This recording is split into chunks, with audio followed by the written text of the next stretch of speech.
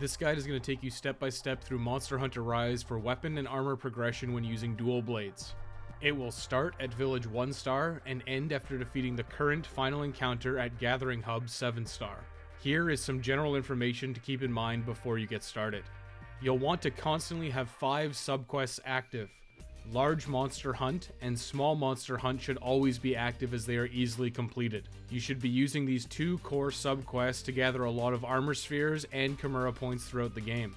You should never have a shortage of armor spheres as long as you keep doing these subquests. To go along with that, every time you get a new piece of gear, you should upgrade it with armor spheres. If you're ever low on Chimera points or armor spheres, just run a few easy quests focusing on completing the optional subquests and gathering account items.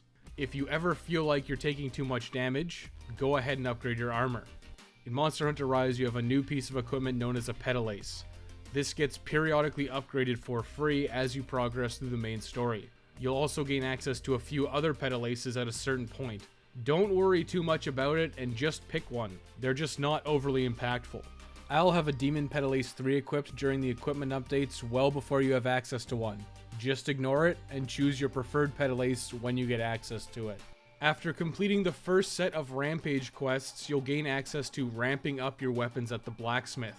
There are a few options for every weapon. As a general rule, none of these really make or break the weapons. As long as you ramp up your weapons, you'll be fine. There are likely mathematically superior options, but realistically, just put any Rampage skill on your weapon and don't think too hard about it. Raw attack, affinity up, and elemental attack are all fine, but you should generally avoid anything odd like elemental blight up or elemental exploit. Your armor provides you with defenses, but more importantly, it provides you with skills. These skills can do anything from increasing your damage or defenses to altering how your character behaves. The main skills you should be invested in for dual blades can be broken down into 5 main categories. These are offensive skills, sharpness management skills, stamina management skills, defensive skills, and a few utility or miscellaneous skills. Offensive skills are just direct ways to increase your damage. It's primarily categorized by attack boost, critical eye, weakness exploit, and the various elemental attack up skills. Critical eye is easily one of the best damage skills in the game, as a critical hit gives you 125% of your normal damage output. A high critical hit rate build is important for synergy with skills like critical element in late game builds. Otherwise, the general rule is more damage equals faster hunts, which equates to less time spent farming and less risk of failing hunts.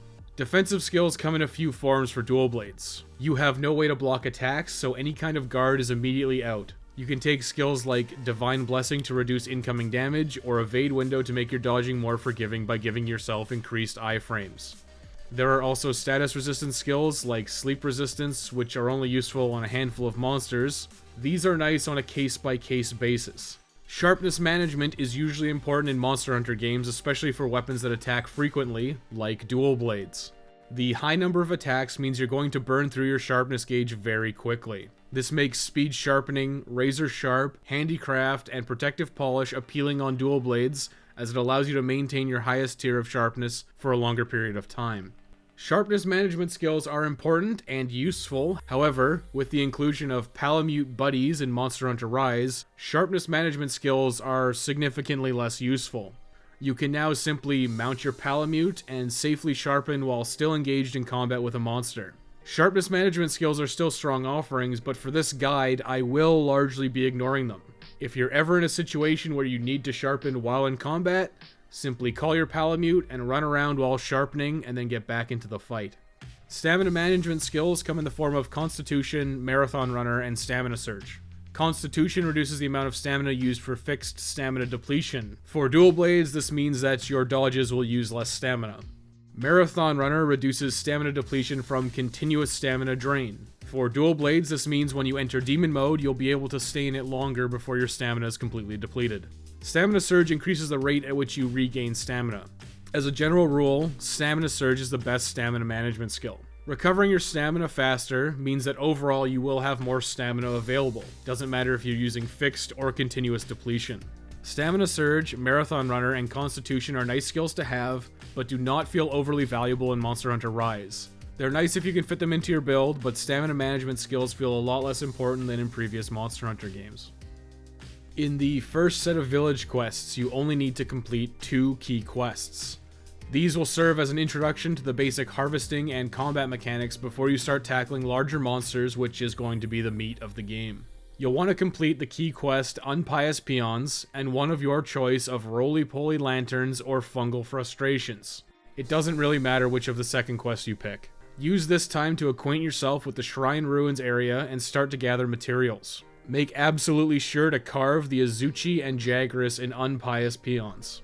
Monster Hunter is a pack rats game. You'll want to hoard every material you come across. If you see a mining node, hit it. Bone pile, take everything. The last thing you want is to have to randomly find some bones or minerals for an upgrade. Everything that you gather will be useful, and you'll save time by gathering as much as you can along the way.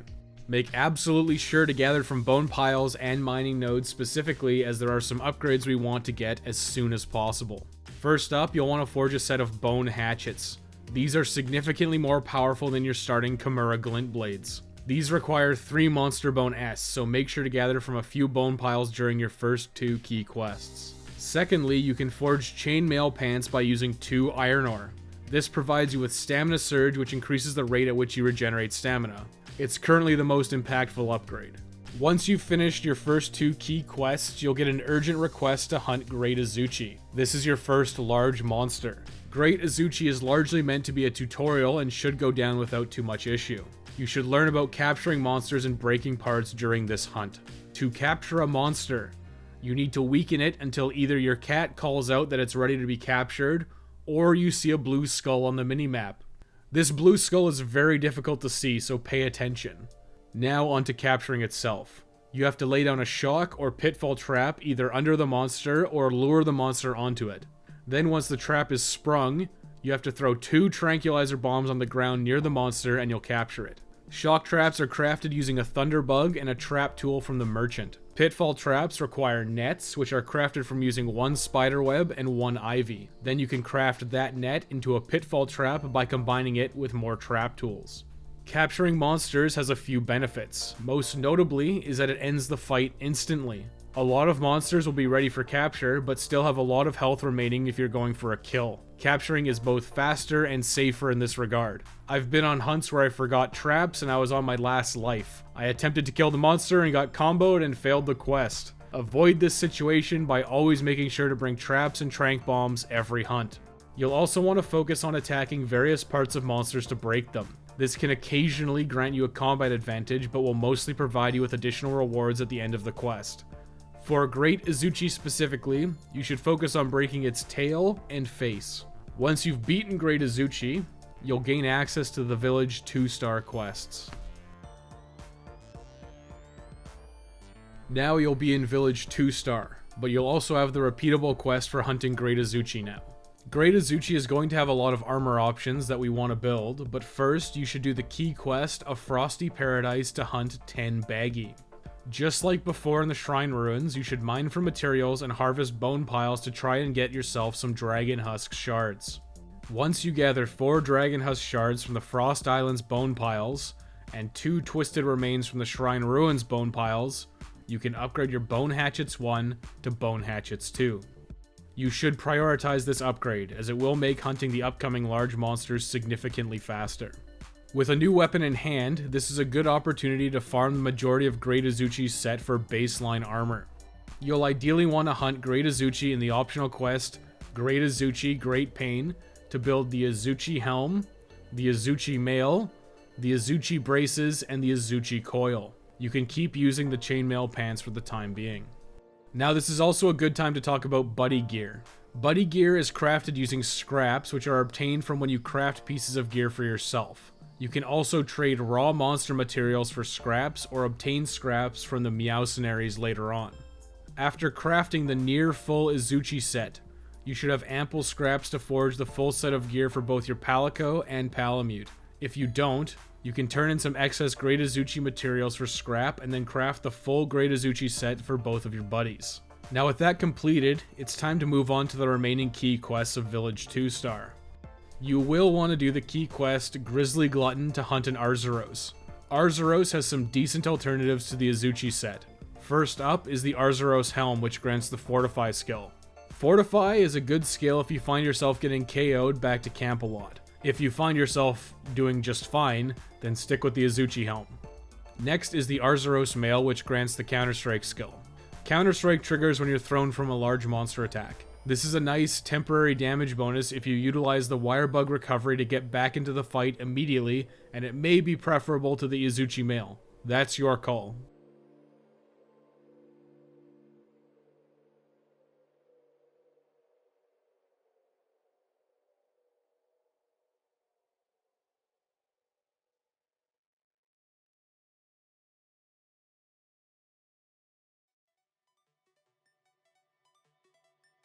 Lastly, you'll need to do one final key quest. There isn't much of a gear incentive to any of these monsters, so you can do Plump and Juicy, if you wish. Lagombi technically has a weapon that is slightly better than your current offerings with the Snow Slicers 1. However, this goes down a dead-end path and isn't really worth pursuing at this point, or any point really. That being said, you should hunt Great Baggy because while its gear is moderately useful now, you will need Great Baggy materials for superior gear down the line. Complete whichever key quest you prefer and you'll unlock the urgent quest Feathered Frenzy to hunt Acnasom. Acnasom will be slightly easier if you have the Snow Slicers 1 over the Bone Hatchets 2, but the difference is barely perceivable. Simply beat Acnasom and move on to Village 3-star.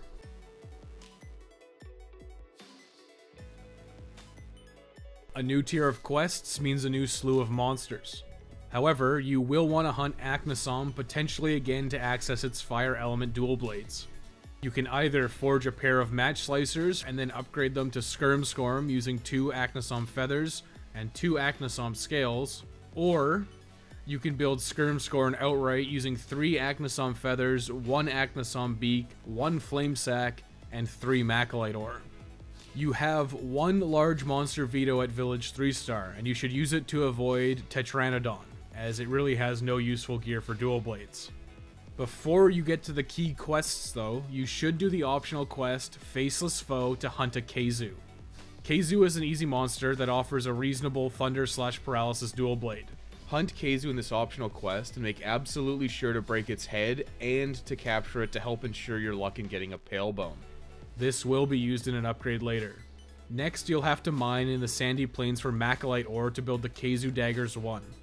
Upgrade your starting Kimura Glint Blades 1 to Kimura Glint Blades 2 using 1 iron ore. Then into Keizu Daggers by using 2 Flabby Hide, 2 Electrosac, and 3 Macalite ore. This will be your go-to weapon for a large portion of the game. These are not your ideal Thunder Element dual blades, but they are the easiest and earliest ones to upgrade once you get into high rank. With Macalite ore available, you can consider building the Alloy Vambraces and Alloy Coil. The Alloy Vambraces are generally nicer than the Azuchi Vambraces, but the Alloy Coil is effectively the same as the Azuchi Coil. With your current weapon loadout, you will get no benefit out of the water attack on the Alloy Coil. Now for the remaining monsters of Village 3-star. You can start with Great Roggy, as it will likely be the easiest monster to hunt. Accept the key quest, Obnoxious Lord, Noxious Monster, and make sure to equip your Keizu Daggers. Great Roggy is immune to fire damage.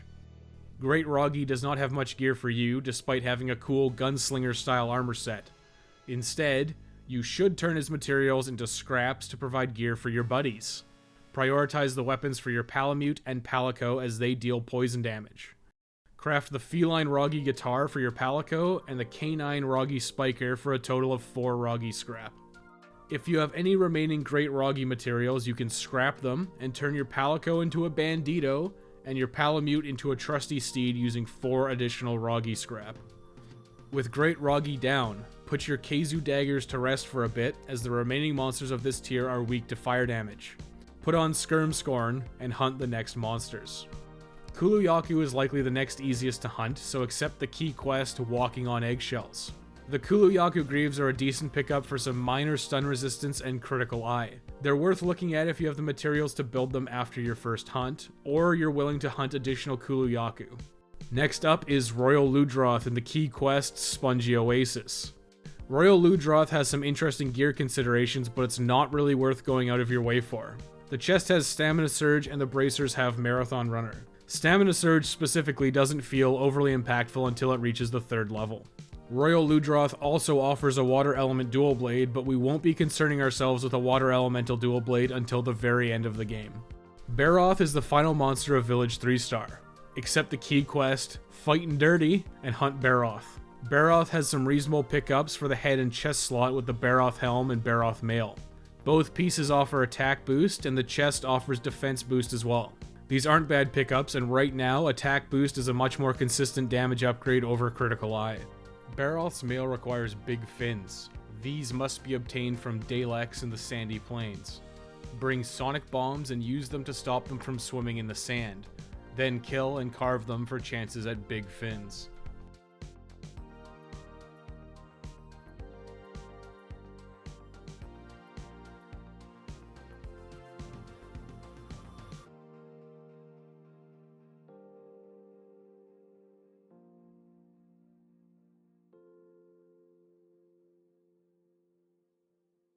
With the key quests of Village 3-star completed, you'll get the urgent request of Monkey Wrench in your plans to hunt a Bishatin.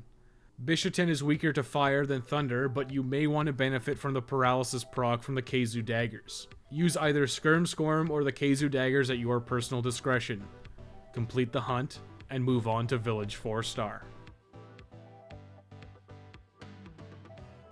Bet you thought Bishatin had some upgrades, but you would be dead wrong this time. Bishatin has no gear at all for dual blades. Very unfortunate.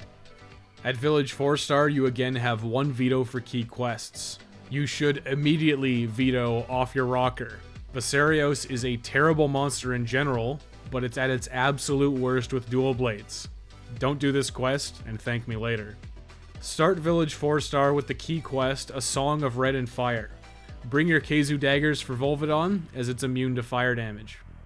You will want to mine in the Lava Caverns area for Dragonite ore. If you wish, you can also do the optional quests So Hot It Melts Iron, or The Best quest for a more free roam excursion into the Lava Caverns. There are several upgrades available after unlocking Dragonite ore. First off, you'll want to upgrade your Keizu daggers to level 2 by using 3 Dragonite ore, 1 Pale Bone, and 8 points of Keizu materials. As stated earlier, a Pale Bone is a reward for breaking Keizu's back, or by capturing. You may have to hunt additional Keizu, and if you do, make sure to capture all of them. Next up, still in the Lava Caverns, you can mine Firestone. This should unlock the Bullfango mask if you've been diligent about carving Bullfango that you've come across. The Bullfango mask gives you a stack of Bludgeoner. Bludgeoner is useful in low rank because you'll get a small damage bonus at yellow sharpness. Finally, and maybe most importantly, you should get the Ingot Greaves. These should be available for forging for 2 Dragonite ore, 3 Macalite ore, 3 Iron ore, and 1 Light Crystal. Ingot Greaves should also be available for purchase now or shortly for pure Zenny if you wish to maintain your materials. Back to Volvidon. Volvidon's materials aren't overly useful to you if you're using dual blades, but they can provide an armor upgrade for your buddies. Convert your Volvidon materials to scrap and forge the Feline Volvi Helm, Feline Volvi Mail, Canine Volvidon Helm, and Canine Volvidon Mail using a total of 4 Volvidon scrap. Next, test your newly upgraded Keizu daggers in the key quest Raging Whiteout to hunt Barioth. While you can cut Barioth's tail off for an extra carve, it's a much higher priority to break its amber fangs first. Afterwards, then you can focus on the tail. Barioth has the best Ice Element dual blade in terms of versatility, so it is worth forging right now. Start at the Chimera tree. Forge a new set of Chimera Glint blades using 3 points of ore. Then upgrade the Chimera Glint blades to level 2 using Iron ore, and again into level 3 by using 3 Macalite ore, 4 Izuchi tails, and 5 points of Neopteron materials. These materials are from insect monsters like Altaroth and Banabra. In Village 2-star, you can do the optional quest, Case of the Creepy Crawlies, to gather these materials. Bring poison smoke bombs to kill the bugs without destroying their bodies so you can carve them for additional materials. This shouldn't take more than one quest. Once you have the Chimera Glint blades at level 3, upgrade them into Blazarioths using 3 Barioth shell, 2 Amber fangs, and 2 Barioth pelts. Now you'll also want to forge the Barioth Vambraces and Barioth Coil. You'll need various Barioth materials and a few great baggy hides, which is why I recommended that you do that key quest in Village 2-star. See? It's all coming together. You'll also need some meaty hides, and these are available from Zamites, which are the frog, shark-looking monsters in the Frost Islands.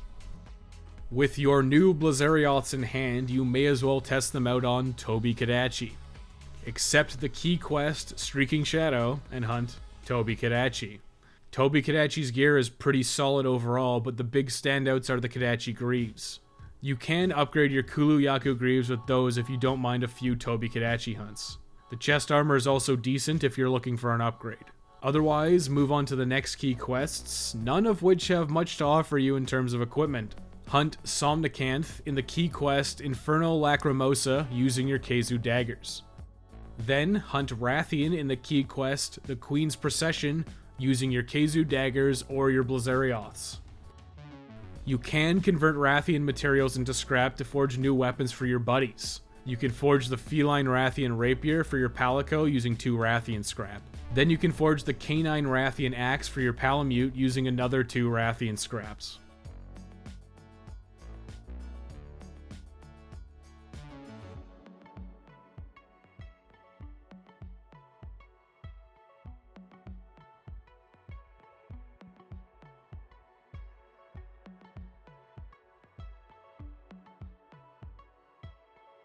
With the majority of the key quests completed, you'll unlock the urgent request Comeuppance, and you'll have to face off against Magnamallow. Came up pretty quick. I sure hope it's not anticlimactic at all. Once defeated, the credits will roll, and once you're back in, you'll be in Village 5-star. It's not over yet.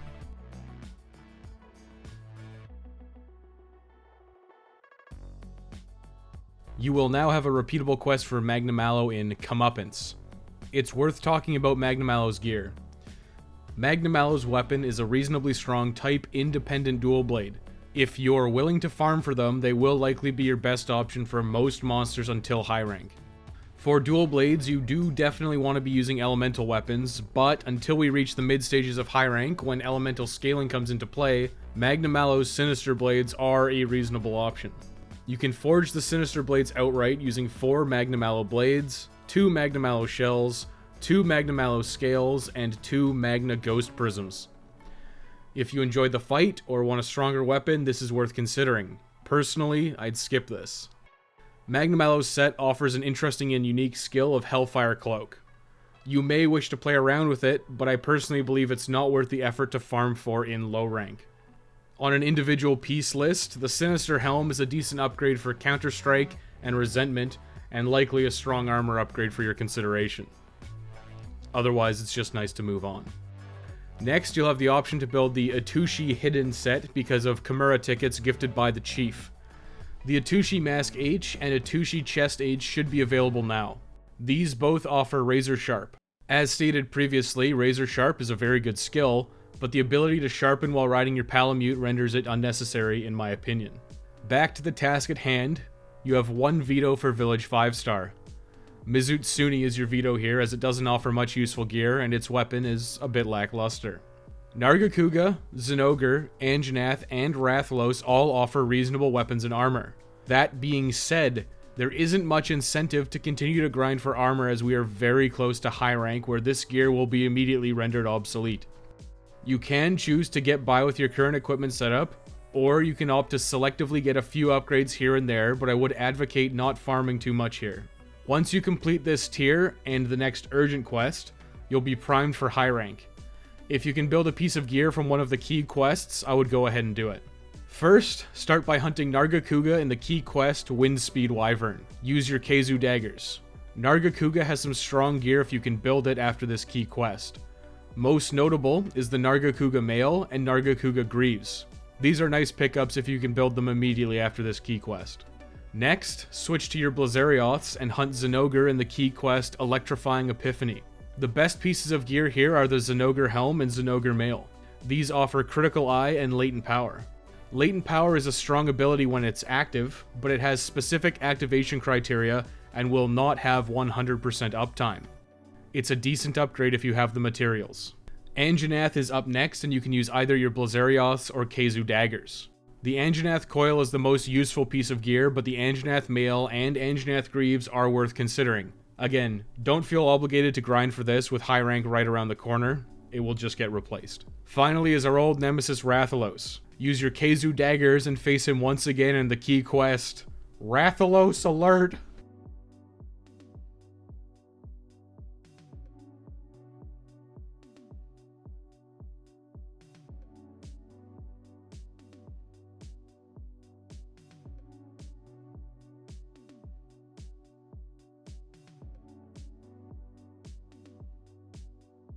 Once those quests are completed, you'll get the final urgent quest for low rank village. This is Hermit of the Swamp to hunt an Almudron.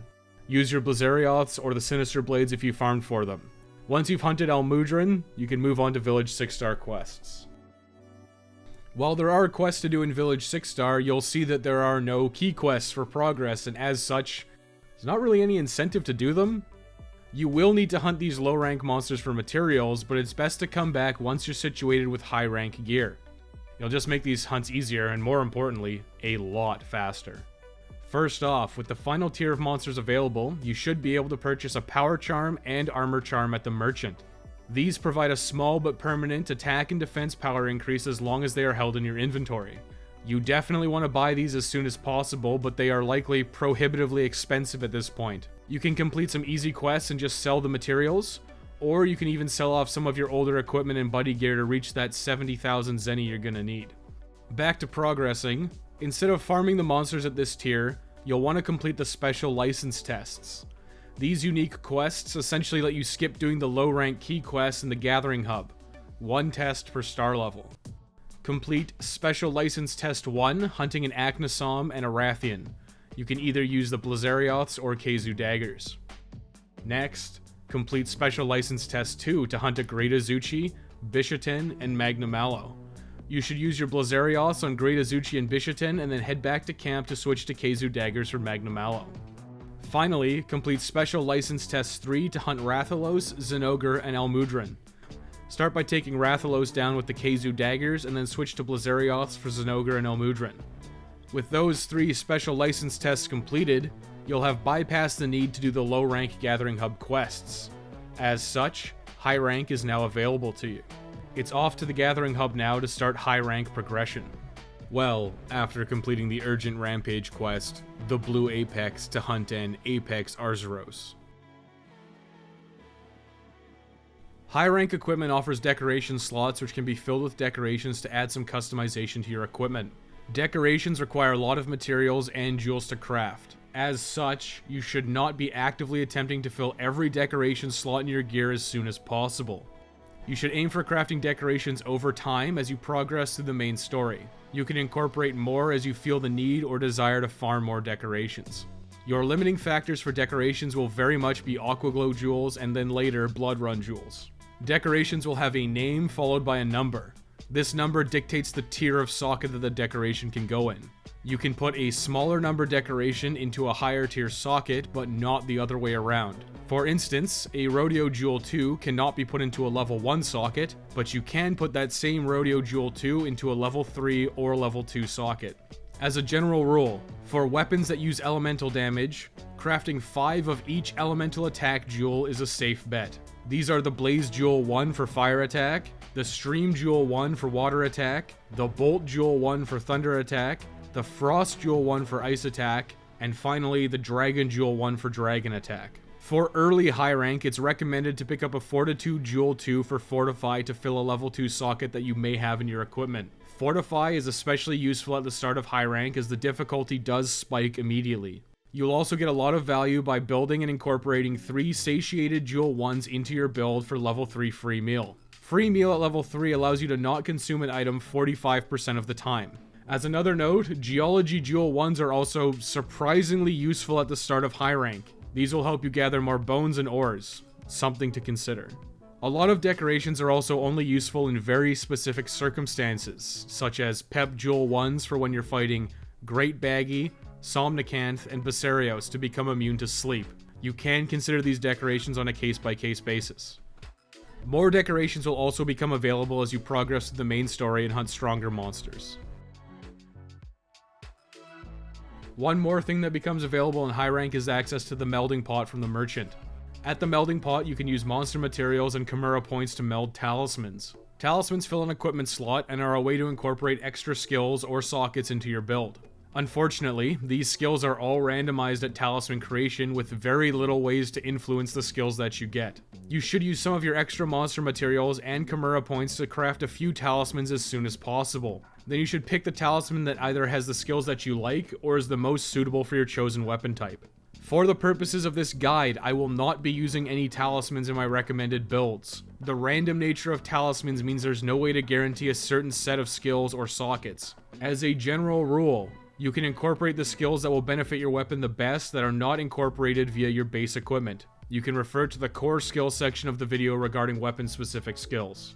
The short answer is, just equip whatever talisman you have that best fits into your build. It's recommended not to waste too many monster materials in melding talismans early game, as you're better off building equipment that you want first, then using leftovers from melding. Try your luck at the melder a few times, and then come back to try periodically. Do not waste your time gambling for the perfect talisman at the start of high rank. There's plenty of time for that later. With the 3 special license quests complete, you'll be fast-tracked to the Hub 4-star, which are high-rank quests. You'll be fighting the same early game monsters as before, so it shouldn't be too intimidating, but you will want to upgrade your gear using these easy monsters. Basically, you can think of this as pressing the reset button on our gear progression. You'll have to do 5 key quests for this first tier of the hub, but you'll want to complete the majority of the quests here for equipment. You can veto Tetranodon, as again, the gear is just not suitable for dual blades. Starting out in high rank, it's debatable what's better. You can focus on upgrading your weapons first, or upgrading your armor. Both have their benefits, but I'll be choosing to upgrade the weapons first. Starting with weapons, you can upgrade your Keizu Daggers 2 to Keizu Scards by hunting Keizu in the key quest, Night of the Keizu. Keizu is an easy monster, so it's nice to hunt it first for a fairly substantial weapon upgrade. You will need a Pale Stake for this upgrade, which, again, is from breaking Keizu's back or capturing Keizu in high rank. Make sure to capture Keizu every time you hunt it. You'll also need to mine for Carbolite ore for these upgrades. Make sure to be hitting mining nodes and bone piles whenever you see them. High rank is basically like starting the game over from scratch. Now you can use your new Keizu Scards to hunt Aknasom in the key quest, Dancing Apparition. Here you'll want to upgrade your Skirm Scorn into the 2nd level. There are arguably better fire dual blades later, but a lot of these early game monsters are weak to fire damage. If you wish, you can get away with using the Keizu Scards for most of the game and avoid this upgrade. That's your call. With all the weapons we can deal with now handled, it's time for armor. Just like in low rank, Great Azuchi's gear is appealing for Critical Eye. You'll want to farm Great Azuchi in the key quest, the Swirling Gale, until you can build at least the Azuchi Helm S and the Azuchi Mail S. These are a great starting point for high rank armor. Next, you'll want to upgrade your boots. You can hunt Kulu Yaku for the Kulu Greaves S, which grant Critical Eye 2 and Stun Resistance 1. You can hunt Kulu Yaku in the key quest, Divine Comedy, where you'll also have to take on an Arzuros. You can also hunt Kulu Yaku in the optional quest, Totally Not Kulu, which will require you to hunt 2 of them. Through mining at this point, you should gain access to crafting the Alloy Vambraces S. These are a very solid pickup immediately and will push you to Critical Eye 7. Finally, for waist armor, you'll want to hunt Great Baggy in the key quest, Didn't Get the Memo, to hunt 2 Great Baggy. The Baggy Coil S gives attack boost 2 and some minor sleep resistance. Sleep resistance is a get level 3 or go home kind of deal. You can socket in 2 pep jewels, but you won't get much value out of it for a while.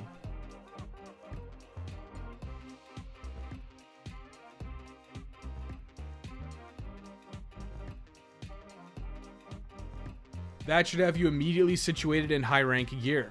You should also get the urgent quest for the Restless Swamp at this point to hunt a Juratotis. This is worth noting, but Lagombi has a standout piece of equipment. The Lagombi Vambraces S have level 2 Critical Eye with Ice Attack level 1. They also come with a level 1 and a very valuable level 2 socket. You do not have to farm for these now, as they do require a rare Beast Gem, but they are the most ideal piece of gear currently.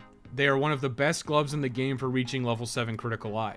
You can consider the Ice Attack on them a bonus when using an ice weapon, but they're really good for all elemental types. Forging these will not be a waste of time, so if you're up for it, hunt Lagombi in the key quest, even cute things have fangs, until you can build the Lagombi Vambraces S. You can always skip this and return to it later if you prefer. Just use the Alloy Vambraces S as a substitute. You likely can't fill all your decoration slots anyways at this point. If you want, you can also upgrade your buddy's gear by hunting Great Roggy. You can build the entire suite of Roggy gear for your feline and canine buddies. It's back to the Wild West. With all that complete, you can finally take on Juratotus in the urgent quest, The Restless Swamp. Time to get muddy. Once you're finished, you'll have access to 5-star quests at the Gathering Hub. You'll have to complete another 5 key quests before moving on to the urgent quest. You have one veto, and it should definitely be Basarios. You just don't want to be fighting Basarios without Mind's Eye on dual blades. Thank me later. Every new tier is going to have some decent upgrades for us. Unfortunately, Hub 5-star is a bit limited. Starting out, you want to mine in the Flooded Forest in high rank. You can just go on an expedition, or you can double up with the key quest, Foul Play in the Forest to hunt Royal Ludroth. You're looking for Fusium ore and a light crystal so you can craft the Ingot Greaves S. These greaves give attack level 2 and critical eye level 2 with a level 1 socket. These are some great boots and will last you a very long time, so it's worth crafting them as soon as possible. You'll need a few monster keen bones as well, so hopefully you got some from Juratotus. If you didn't, just keep hunting monsters at this tier and craft the Ingot Greaves S once you have the materials. You won't regret it. Royal Ludroth doesn't have any real upgrades, they're more kind of side grades. You can forge the Ludroth Male S for Stamina Surge level 2 and a level 2 socket. You likely want to consider building the Ludroth Coil S to tie in with gear from the next monster. Now you can hunt Baroth in the key quest, Rise Above the Mud.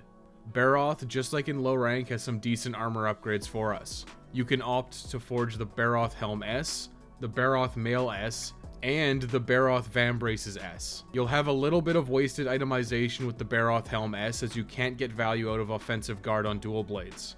Again, you'll need some Dalex materials from high rank. Bring some Sonic Bombs and head out into the desert for some land fishing. You'll need to hunt Baroth several times for these upgrades, or you can stay with the majority of the Azuchi set. If you farmed for the Lagombi Braces, it's arguable whether or not they're better than the Baroth Vambraces. That's your call. The Baroth armor does offer significant defense increases, however. Now at this point, you can consider going back and building the Scalda Electra S coil. If you're using a female hunter, this is called the Spio Electra S coil, so keep that in mind. This coil requires an Almudron plate, so you can go back to low rank village to farm Almudron if you want. This is optional, but it is a very nice piece of waste armor to have in the bank. You'll need to set up buddy bargaining to get Toxic Kumori and hunt Alteroth in high rank for the stomachs as well, so keep that in mind. Next up, you can hunt Pookie Pookie or Rathian. You'll only need to do one of them, not both of them, if you've correctly chosen to veto Basarios. Go ahead and complete the key quest, Go Away Pookie, or Charmed by a Queen now. You can convert some of these materials into scrap to give your buddies new weapons. Pookie Pookie's materials are generally less useful, so you can craft the F Pookie Bow S and C Pookie Arrow S safely. If you don't mind hunting Rathian instead, you can choose to forge the F Queen Rapier and the C Rathian Axe. Both of these weapons are roughly equivalent. Next up is Volvidon. Once again, there is nothing overly useful as the set is mostly targeted at switch axes and charge blades. You'll get minor value out of the Volvidon Helm S when using the Kazus Guard, but it's not worth farming a Beast Gem for. Instead, use the Volvidon materials to craft the F Volvi Helm S and F Volvi Male S for your Palico, and then the C Volvidon Helm S and C Volvidon Male S for your Palamute. Lastly, you can hunt Bishaten. You will need a handful of Bishaten materials for some equipment later, so you should choose Rotten Fruit as your final key quest. Unfortunately, there's not really anything else to note here.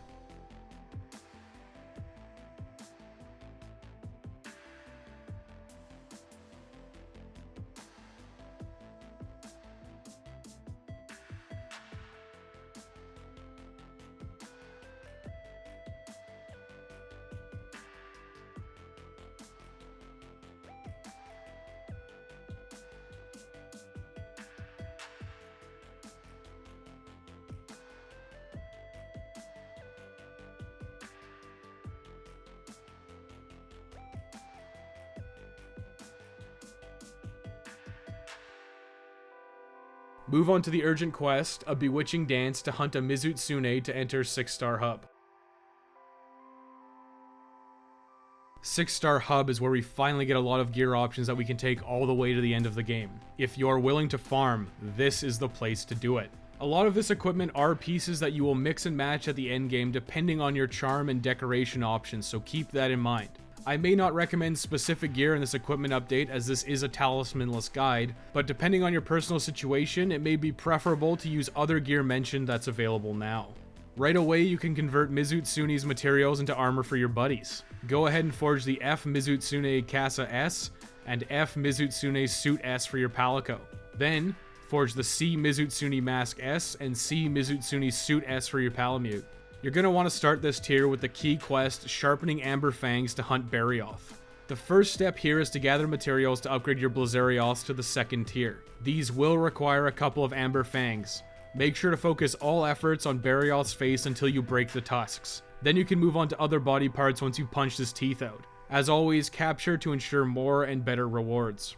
Barioth's gear is largely tailored for greatsword users. However, the Barioth coil is of special note. It has Critical Eye 2 and Critical Draw 1 with a level 1 socket. This is a very nice piece of waist armor for reaching the very desirable Critical Eye level 7.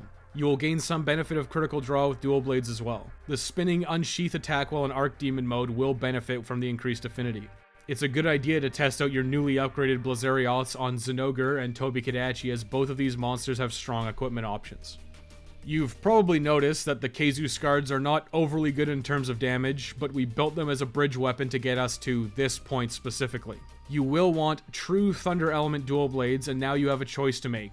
You can build Zenogres or Tobikadachis. Both have their benefits, and there really isn't a clear winner. Tobikadachi's shock blades have lower raw, less element, but more affinity and more blue sharpness with 2 level 1 sockets. The shock blades also get their final upgrade first, which is debatable in terms of worth. Zenogre's Despo Blitz has higher raw and element, but no affinity and less blue sharpness. However, it has a very valuable level 2 socket. This is mostly a preference situation, and I would advocate that you build both of these at some point because you may find yourself in need of a level 2 socket in some situations, or 2 level 1 sockets in some other situations. For immediate usage, I would pick the Tobikadachi path first. Hunt Tobikadachi in the key quest, Skies Are Grey. For Tobikadachi's dual blades, you'll need to start at Bone Hatchets and upgrade them twice to reach Wild Hatchets. Then move down to the Tobikadachi tree, and upgrade to Kadachi Twin Blades 1 using low-rank Tobikadachi materials. Finally, upgrade to Kadachi Twin Blades 2 using high-rank Tobikadachi materials. You'll likely have to hunt additional Tobikadachi in low rank for this path. If so, use the single-player village quests as they are just faster to complete. You can do the low-rank hub quests if you want to achieve 100% quest completion, however. Once you have the Kadachi Twin Blades 2, you can safely discard your Keizu Scards. Well, don't actually throw them away. Just bench them in your item box. Tobikadachi also has some armor upgrades for your consideration. The Kadachi Helm S is a direct upgrade to the Azuchi Helm S, so you may want to consider picking that up. The Kadachi Mail S and Kadachi Coil S also have Mind's Eye, which is a nice pickup for a handful of monsters in the game, namely Basarios. The Kadachi Greaves S also have Critical Eye level 2, Constitution level 1, with a level 2 and a level 1 socket, making them a very reasonable pickup for most applications. The Ingot Greaves S are likely superior since you don't have access to the very strong decorations yet, but it's a good option for you. Next, hunt Zenogre in the key quests Skies Flash, Clouds Boom. Zenogre's main offerings are the Zenogre Helm S and Zenogre Mail S, just like in low rank. However, in high rank, the Critical Eye has been replaced with Weakness Exploit. Weakness Exploit is very strong and is desirable to incorporate into most builds. You will likely be unable to incorporate both Critical Eye 7 and Weakness Exploit at this point. Personally, I prefer maximizing Critical Eye on dual blades. The way when you attack, your arms flail around, you will likely miss weak points and not get any benefit out of Weakness Exploit's bonus affinity. Weakness Exploit is great if you can maximize its usage, but for practical terms, I like the flat affinity increase from Critical Eye 7 better. You can experiment yourself and see what levels of Weakness Exploit and Critical Eye work best for you. With all that being said, the Zenogre Helm S and Zenogre Mail S are amazing pickups that you will want to build. Nargacuga has some strong gear offerings that you may want to take, such as the chest, but generally I try to avoid the evade window skill. Evade Window is a very strong skill, but you can develop a dependency on it, and it's generally a better idea to learn how to dodge properly without it and incorporate other skills into your build. You can consider Nargacuga set, however, if you wish, but you can safely veto this quest. Next up, you'll likely want to hunt Anjanath and Rathalos. You'll have another choice to make here regarding your fire element dual blades. You have 3 options: Rathalos, Anjanath, and Aknasom. Rathalos' dual blades are roughly equivalent damage-wise to the Aknasom dual blades, with superior blue sharpness, but no sockets. Anjanath's dual blades have 40 more raw damage, 7 less fire element, minus 15% affinity, but boast a level 2 and a level 1 decoration slot. My personal pick here is for the Anjanath dual blades. The 40 raw damage is no joke, and minus 15% affinity is a fair trade for it. The level 2 and level 1 sockets are also extremely valuable for fitting more skills into your build. You should not be afraid of negative affinity weapons, even if you're running a critical focused build. Hunt Anjanath in the key quest Closer Than It Appears. You'll have to start at the ore tree. Then you have to upgrade down to the ore tree 2, taking your match slicers to dual hatchets. Then upgrade your dual hatchets to the next tier, before upgrading them to Flemin's Child using low-rank Anjanath materials. Then upgrade it once again to Flemin's Child 2 using high-rank Anjanath materials. You may have to hunt additional low-rank Anjanath for materials. Again, use the quest in the single-player village unless you want 100% quest completion. As a note, you'll also gain access to the optional quest Dissect the Dual Blades at this tier. While not directly related to equipment, you will want to complete the quest for the unlockable switch skill. Go ahead and complete it. The additional Anjanath material should be considered a bonus. Anjanath's armor is mostly a hammer set, but it does have some overlap with dual blades. The most noteworthy piece of gear is the coil for attack level 2, a tier 2 socket, and 2 tier 1 sockets. You should consider building this waist armor eventually. It does require a rare gem that will take you several hunts to farm. Finally, you should hunt Rathalos in the key quest, Red Skies at Night. Rathalos' gear itself it's okay. Most notable are the Rathalos Braces S for attack boost 2 and a level 2 socket. The rest of the gear isn't overly valuable. However, you will need Rathalos materials to craft the Alucanth set. Parts of the Alucanth set are very valuable for incorporating critical element into your build without a talisman or decorations that aren't available until the end of the game. The helmet isn't currently available just yet, but keep it in mind moving forward. If you haven't done this yet, set up your buddy bargaining with the Argosy captain to make sure you're bargaining for items that yield butterfly beetles. You will need quite a few butterfly beetles to complete this set. Also make sure at some point you carve Rachnoids for their silk. Rachnoids are mostly found in the sandy plains and lava caverns.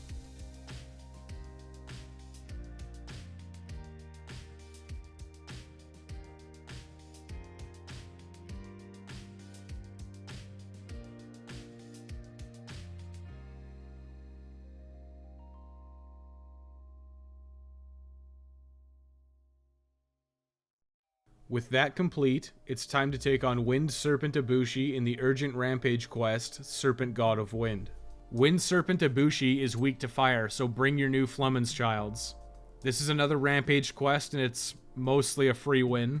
Set up your automated defenders and a few ballistas and cannons for yourself. You can also set up defenses in the second area in the downtime between waves 1 and 2 if you need it. After completing Serpent God of Wind, hopefully you carved or received as rewards 2 Ibushi Claw Plus. These are used to turn your Power Charm into a Power Talon and your Armor Charm into an Armor Talon. Make these as soon as you're able to, and then purchase a new Power Charm and a new Armor Charm. Keep the 2 Talons and 2 Charms in your inventory for the rest of the game for their stacking attack and defense bonuses. If you did not get 2 Ibushi Claw Plus, you should periodically check the Rampage quest lists and do the Rampage whenever Wind Serpent Ibushi shows up. Regardless, after beating Wind Serpent Ibushi, you should immediately get the next urgent quest for unlocking the next tier of hub quests. This quest is called Can't Kill It With Fire. Take this advice and equip your Blazarioths and hunt Rachna Kadaki. Rachna Kadaki's gear is mostly spread gunner gear. The arms and boots are decent if you find yourself needing extra stamina. The most important piece is the Alucanth Vertex S, which gives you critical element. This can be tied with the Alucanth Thorax S chest armor for level 3 critical element. Rachna Kadaki also has the final upgrade tier for the Anjanath dual blades. You can now upgrade your Flemin's Child 2 into a Gnashing Flemin's Child using a Rakna-Kadaki Glowgut and an Anjanath gem. This will likely take a few hunts unless you were very lucky, but when you're ready, you can move on to the Hub 7-star.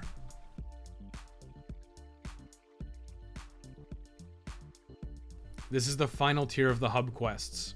Your armor is very close to being complete for the endgame and will easily be enough to complete these final hunts. There will be a few pieces for your consideration and for specific builds. Our main goal right now is getting weapons to their final tier. You have one veto, as usual, and if you've played Monster Hunter games before, you're looking at Rajang with a bead of sweat dripping down your brow. Don't worry, we're going to veto Diablos. Diablo simply has no offerings for us, while everything else on this list has something appealing, especially Rajang. But first things first, start with Gosarag in the key quest. It's gonna get ya! Gosarag is the final upgrade materials for both your Blazarioths and your Kadachi Twin Blades. You'll likely need to complete this hunt a few times, as well as additional hunts of Barioth and Tobi Kadachi potentially. Hunt Gosarag until you can upgrade your Blazarioths into the final tier, Mountain Blazarioths. Then continue to hunt Gosarag until you can upgrade your Kadachi Twin Blades into the final tier, Shock Blades. Very lucrative hunting from that new boy. If you spent the time to hunt Magnamallow in low rank for his weapon, you can finally get a high rank upgrade for it. You will need to complete some of the multi-monster hunts in Village 6-star for commendations to upgrade Magnamallow's dual blade to the second tier. Then you can hunt Magnamallow in the key quest, Clad in Hellfire, to upgrade your Sinister Blades 2 into Sinister Famine Blades. At this point in the game, with critical element available, I would not advocate using the Sinister Famine Blades. Elemental damage is just greatly superior. Magnamallow's gear has good synergies specifically with his weapon. It's not an amazing set, but you can consider it. You will have to go all in on the set to get the benefits of Hellfire Cloak, and it's not going to have superior performance to our current offerings. The Sinister Gauntlets S are noteworthy for having level 2 handicraft. These are a decent pickup if you find yourself running out of blue sharpness too fast for your liking. These gloves are a very nice pairing with your Gnashing Flemin's Child specifically, but all of your dual blades will benefit from that handicraft. That's a finalized Fire, Thunder, Ice, and potentially Blast dual blade. I suggest powering through the remaining key quests and then completing the main story before going back to farm optional gear from these final monsters. You can hunt Tigrex in the quest A Resounding Roar. Use your shock blades. Follow this up by hunting Almudron in the key quest A Muddy Invitation. Use your Gnashing Flemin's Child or your Mountain Blazarios. They're about the same. Finally, if you're just a little baby, you can hunt Diablos in the quest Subterranean Disturbances. Use your Mountain Blazarioths. Just kidding. Don't be a coward. It's evil afoot all the way. Hunt Rajang with your Mountain Blazarioths. You want to hunt Rajang for a number of reasons. First, his Golden Hakama are some of the best legwear in the game, offering Latent Power 1 and Critical Boost level 2, with 2 level 1 sockets. Secondly, the vast majority of endgame decorations require Rajang materials. You may as well get started now. Don't be a coward and slice that monkey right in his rump. With the majority of the key quests completed, you'll have to face off against Thunder Serpent Narwa in the final urgent quest, Serpent Goddess of Thunder. A special note here, but depending on your weapon type, you may wish to forge a different weapon. Dual blades do alright in this quest if you know what you're doing, but forging a greatsword is also useful as it has much superior overhead reach. It may help out. Otherwise, just use the ballista, cannons, and any other hunting implements around the area and aim for her engorged thunderball sack. Yeah.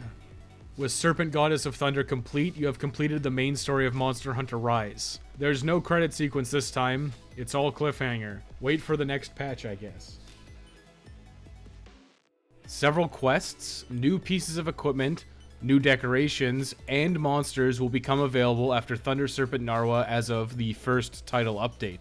Gear-wise, there are a few pieces worth considering, but overall, the gear is just not overly suitable for dual blades. Start by talking to all of the villagers around Kamura to gather additional quests. You'll want to do a few quests right off the bat for several reasons. You're gonna need to complete quests to raise your hunter rank to 20 from 7 to unlock new urgent quests. Secondly, you can get new pedalaces by completing the 2 quests assigned by Fugan the Elder.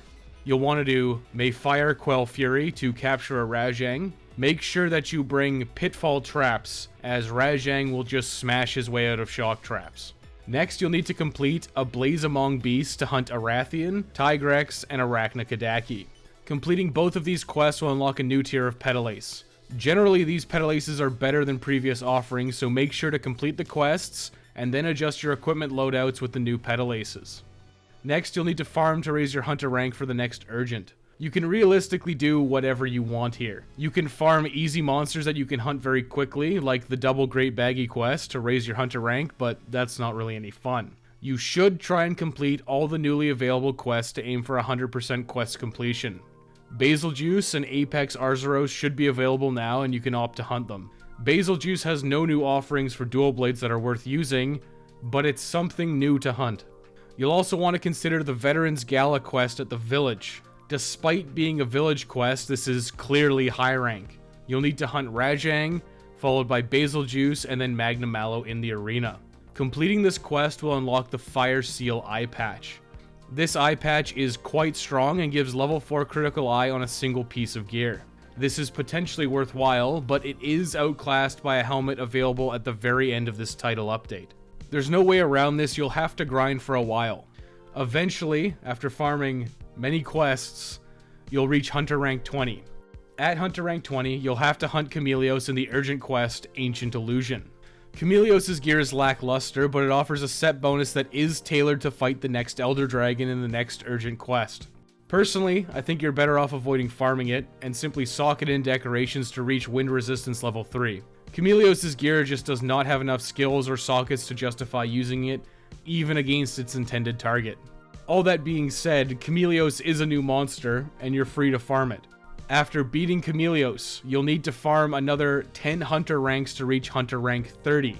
Do whatever you need for equipment, decorations, or whatever you see fit until you reach the next Hunter rank cap. It's strongly recommended to farm materials for wind resistance decorations during this point if you do not have them already.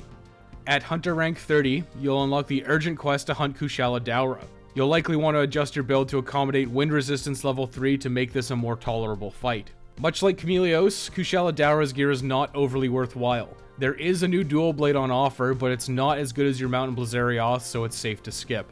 Several pieces of Kushala Daora's gear have handicraft options if that's something you're interested in. Unfortunately, it's in a very similar spot to Chameleos. There's just not enough desirable skills or sockets to justify its usage. The armor-specific skill is also meant for the next monster, but it's extremely lackluster and does not feel impactful enough to wear its set over your current offerings. Once again, you'll need to farm another 10 Hunter ranks to unlock the next Urgent. Farm whatever you see fit to gain these 10 levels. At Hunter rank 40, you'll have to face off against Teostra. Teostra finally has some reasonable offerings for us, and most notably is the Kaiser Crown. This offers critical eye level 3 and critical boost with a level 1 socket. This is an excellent piece of gear to pair with Rajang's Golden Hakama pants for level 3 critical boost. The rest of Teostra's set is worth building. Teostra's Blessing at max level makes you immune to Venom, which neuters a lot of Chameleos' damage. This is also a useful set against Apex Rathian, who can also inflict Venom. You can consider building the rest of Teostra's set at your leisure. That's all with this title update. Next up is to farm any new decorations that you like the look of.